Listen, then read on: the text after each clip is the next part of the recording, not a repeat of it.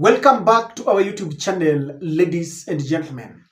As the immediate former cabinet secretaries leave their offices and they hand over those dockets to the newly appointed Kenyans, especially from the ODM wing, they are warning that there are tough times ahead because while things seem to be very rosy, they're now revealing that as people like Mbadi are getting into serious work, they are going to face a lot of challenges.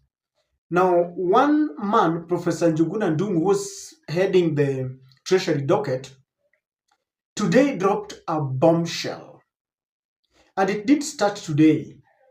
I remember when he was handing over to Mbadi, he revealed very startling information that the system is full of corruption. And he was mentioning that the education system is rotten. Those are the sectors that are siphoning money. That there are ghost schools that are still being paid money from the docket. And that is where where corruption and Kenyan taxpayers' money is going. He also mentioned that we have ghost workers who are still being paid money, people who are not there. And I believe this money, because this was also mentioned sometimes back by, was it Auditor General or Controller of Budget? Monies that are going into people who are not there. They go into the air, and there are people who have got registered account numbers, yet they are not there. And Njuguna Ndungu warned Mbadi that things are not going to be rosy. He also mentioned that there is in the pension scheme, there are fake or ghost retirees who are also being paid money anyhow. And he was saying that the government must reincorporate the new system of payment, connect the new system into the KRA pay and connect it with the IFMIS to eradicate the mess. But today, the big bombshell is something that we've heard before. And Njuguna Ndungu is deconstructing William Ruto. He has taken a paradigm shift. He's saying that contrary to the notion that has been taken by the president, that overtaxation can build an economy, Njuguna Ndungu is saying as he exits that office, that it is a wrong notion and that it is the opposite. Without mentioning names of those who have always championed for overtaxation, Njuguna warned that Kenya will soon plunge into an economic quagmire that Kenya will not be able to come out from. I want us to listen to Njuguna Ndungu as he tells, without mentioning names, but we believe he's talking about Ruto and warning about overtaxation. Kindly listen to him. Professor Njuguna Ndungu has exited the Ministry of Treasury and National Planning after lifting the lid on what he believes ails the critical docket. Ndungu admitted to there being external pressure on the taxes imposed on Kenyans. Appearing to take a different stance from his former boss, President William Ruto, Ndungu says imposing high taxes is not the way to achieve revenue growth. Our reporter Melita Oletenges reports. From this notion that high tax rates will raise high tax revenue. The reality is the opposite. I don't want to mention who drives us there, but there are so many colleagues here to tell you exactly what we need to do. So because high taxes cannot bring you high tax revenue, what do we need to do? We need to study how we can optimize each tax instrument. Let me give you examples. Total revenues stand at about 16.5% of GDP. And the target for this 2024 was actually 18.6% with a finance bill that is not there. So it means that those revenues may not be realized. I'm familiar with this because I found Kenya in 2009 was going into dark gray list. It was going to the black list until we salvaged the situation by 2014. But we had to work very hard from the central bank point of view. Right now, the treasury was supposed to provide the leadership, but the central bank then provided the leadership. Right now, the treasury must provide the leadership. We want to come up with a tax policy that is predictable in terms of revenue, that is predictable in terms of the manufacturing sector and the production sector. That is, they know that taxes will not continue change periodically, but it also does not distort the market. Professor Njuguna Ndungu's exit underscores the critical need for reforms in the national treasury as Kenya navigates its economic challenges and prepares for a more stable financial future. As we continue the discussion, allow me to request you to subscribe to our channel. Please click the notification bell to allow YouTube to notify you whenever we release a video like this.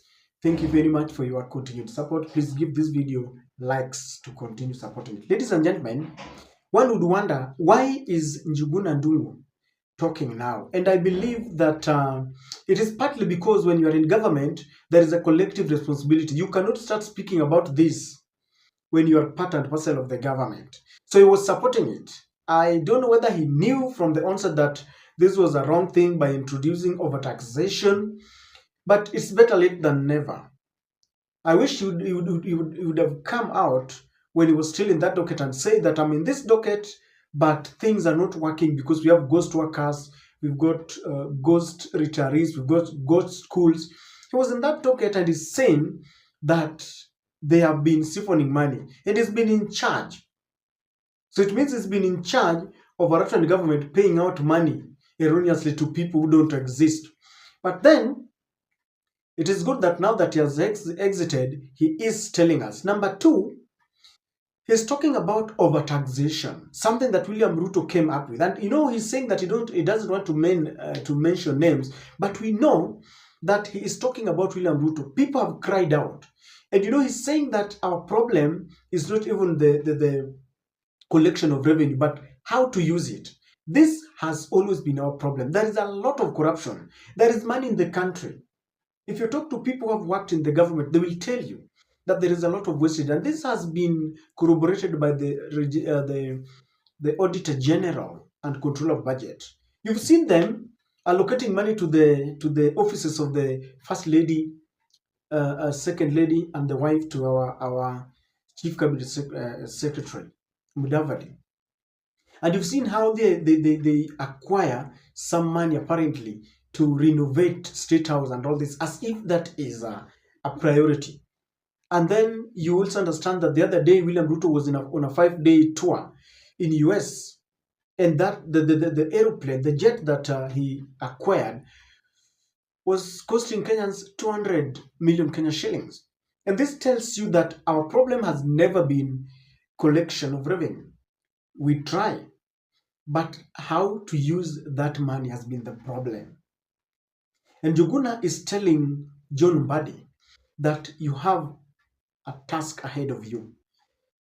You've seen headlines trying to caution Mbadi that William Ruto transferred all the problems that they've been talking about to them. They are now, carrying the burden in their shoulders.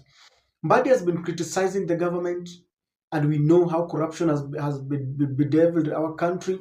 You know how even there's money that is supposed to go to schools. This money, capitation fee, has been delaying in some quotas. It's not even delivered on time. Now Mbadi has this because the former CS in the Ministry of Treasury told us that he's written many letters to the Treasury boss, but the money was not forthcoming. I'm wondering if capitation fee, after writing letters to the docket, was not coming.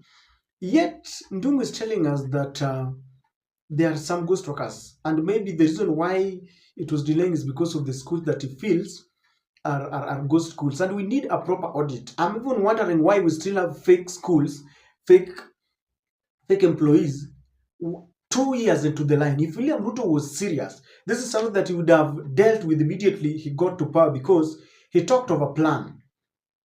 And I wonder why it has taken time. It can only be concluded that he is part and parcel of this.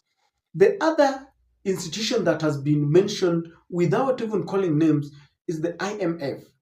William Ruto's biggest problem has been listening to the Bretton Woods institutions, the IMF and the World Bank. They dictate. In fact, they are the author and the finisher of our problems, the epitome of everything that we're going through, all our predicaments. Because they impose taxes because they want to give William Ruto loans. They have to go for, I don't know, the first, second, fourth, and fifth schedule. They have to sit down. And when they give you the loan, they want to ensure that you increase taxes, you remove the subsidies, and that is what William Ruto did. You remember, even when Gen Zs went to the street, they were saying that their next stop would be in IMF, because these are the people who have ruined our countries. Someone was asking me that, can I mention any country that has developed by depending on Bretton Woods institutions in terms of loans and all this? Is there any? Can someone tell me? Is there any nation that has progressed? They come, and they even come with very, very some untenable conditions. Like in Uganda, Museveni, the Yoweri Museveni, who is the president of Uganda, refused LGBTQ, signed an anti-gay law, and IMF stopped some aid that they've been giving. So you realize that when these people come, they want you to not only raise taxes and abandon subsidies, but they also want you to accept their culture. And this is the problem that we've ever had. And Njuguna Ndungu, however late it is, I think he's giving us the truth. And so it is upon John Mbadi as he gets into that office to ensure that he cleans the mess. But will he manage? Because we have always said, in the event that there is no political goodwill, then there's nothing that they will do. That's why Oparanya was saying, if I tell them what to do and they refuse, then I better quit. Because Oparanya understands that it can only happen if William Ruto is hands off. I understand that one person who gave, cabinet secretaries an opportunity to work on their own was Uhuru Kenyatta and even Mwai Kibaki. Mwai Kibaki gave you a job and it tells you, do it.